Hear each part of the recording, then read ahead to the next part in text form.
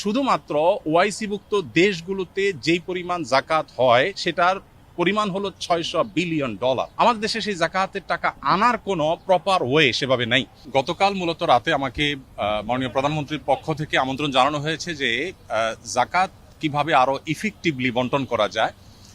বাংলাদেশে জাকাত কালেকশনের যে অপার সম্ভাবনা আছে সেই সম্ভাবনাটাকে ব্যবহার করে দারিদ্র বিমোচনে জাকাতকে প্রত্যক্ষভাবে কিভাবে এঙ্গেজ করা যায় এবং আরো সফলভাবে জাকাত ব্যবস্থাপনা করা যায় সে বিষয়ে পরামর্শ এবং মতবিনিময়ের জন্য তিনি আমাকে ডেকেছেন এবং একান্ত মিটিংয়ের জন্য আহ্বান করেছেন।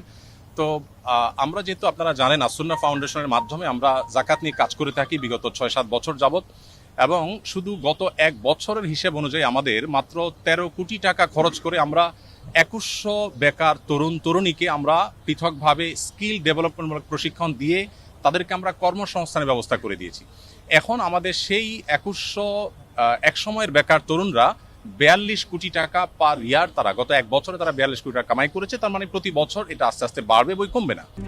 RICL TMX, যুগের পর যুগ স্থাপনা থাকে মজবুত। এই যে জাকাতের অর্থে স্কিল ডেভেলপ করে বা স্বাবলম্বী করে স্থায়ী দারিদ্র্য বিমোচনের পথে নিয়ে যাওয়ার ক্ষেত্রে আমাদের আসুন্না ফাউন্ডেশনের কিছু অভিজ্ঞতার জায়গা আছে। সেই জায়গা থেকে আমরা কিছু পরামর্শ, কিছু মত আমরা দেওয়ার চেষ্টা করছি মাননীয় প্রধানমন্ত্রীকে, এবং সেই মতগুলো তিনি শুনে তিনি খুবই খুশি হলেন এবং তিনি আমাদেরকে মাননীয় মন্ত্রী ধর্মমন্ত্রী মহোদয়কে এবং অন্যদেরকে সংশ্লিষ্টদেরকে নির্দেশ দিয়েছেন যে যেন জাকাত নিয়ে সরকারের জায়গা থেকে আরো ইফেক্টিভলি কিভাবে জাকাত বন্টনকে আরো সুশৃঙ্খলভাবে করা যায় এবং আরো ইফেক্টিভলি করা যায় সেই সম্ভাবনাগুলোকে খুঁজে বের করার জন্য তিনি নির্দেশ দিয়েছেন। তো এখানে মন্ত্রী মহোদয় তাদের জায়গা থেকে তারা কাজ করবেন ইনশাআল্লাহ, এবং একটা কমিটি প্রস্তাবনা করেছেন। তিনি সেখানে আমাকেও থাকার জন্য নির্দেশ দিয়েছেন, অনুরোধ করেছেন। আমি ওনাকে বিনয়ের সাথে যদিও বলেছি যে এখানে বাইতুল মাল খতিব আছেন, আরো অনেকে আছেন, তারপরেও তার একান্ত অনুরোধে ইনশাআল্লাহ আমি হয়তো থাকার চেষ্টা করব।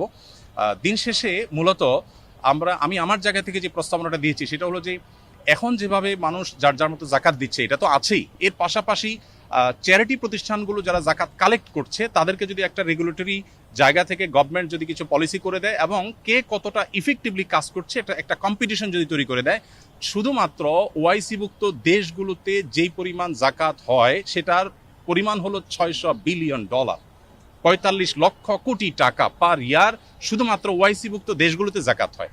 আমাদের দেশে সেই জাকাতের টাকা আনার কোনো প্রপার ওয়ে সেভাবে নাই।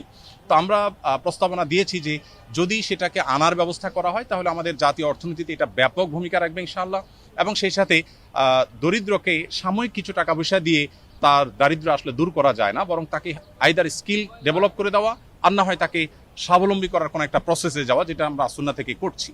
তো এই কমিটিতে কয়জন থাকবে এটা এখনো পুরোপুরি চূড়ান্ত হয় না। 5-7 জনের একটা কমিটি হবে। সভাপতি মাননীয় মন্ত্রী ধর্মমন্ত্রী মহোদয়, তার সভাপতিত্বে কমিটি হবে, এবং বাইতুল মুকাররমের খতিব মহোদয়কে প্রস্তাবনা পাঠানোর জন্য মাননীয় প্রধানমন্ত্রী বলেছেন তিনি থাকবেন।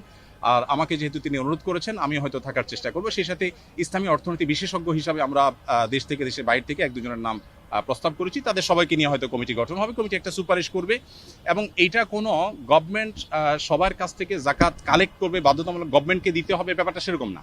আমার প্রস্তাবনা ছিল যে জাকাত বিভিন্ন অর্গানাইজেশন নিচ্ছে, প্রতিষ্ঠান নিচ্ছে, শুধু রেগুলেটরি জায়গা থেকে গভর্নমেন্ট কাজ করবে, যেটা প্রপার ইউটিলাইজ হচ্ছে কিনা এবং যেন যথাযথ ব্যবহার এবং কম্পিটিশন হয় আরো ইফেক্টিভলি যেন ইউজ হয় সেই জায়গা থেকে গভর্নমেন্ট কাজ করবে।